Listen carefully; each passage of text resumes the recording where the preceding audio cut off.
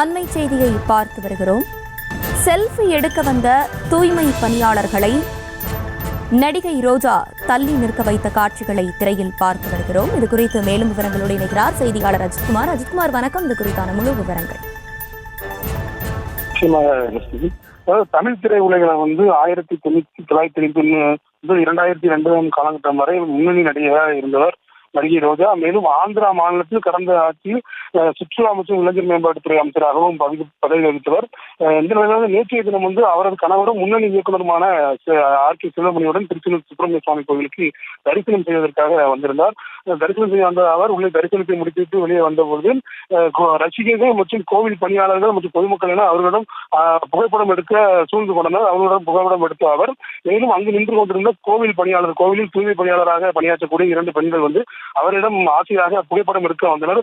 அவர் பெண்கள் நெருங்கி வருவதை கண்ட நடிகை ரோஜா அவர்களை தள்ளி நிற்க சொல்லி கைகளை காண்பித்து தள்ளி நிற்க சொல்லி அவர்களை சொல்லியுள்ளார். இந்த காட்சியானது தற்போது சமூக வலைதளத்தில் பரவி வருகிறது. ஒரு அரசியல் பிரமுகராக இருந்த நடிகை ரோஜா பொதுமக்களிடையே இப்போது நடந்து கொண்டது அனைவரையும் வருத்தப்பட செய்துள்ளது.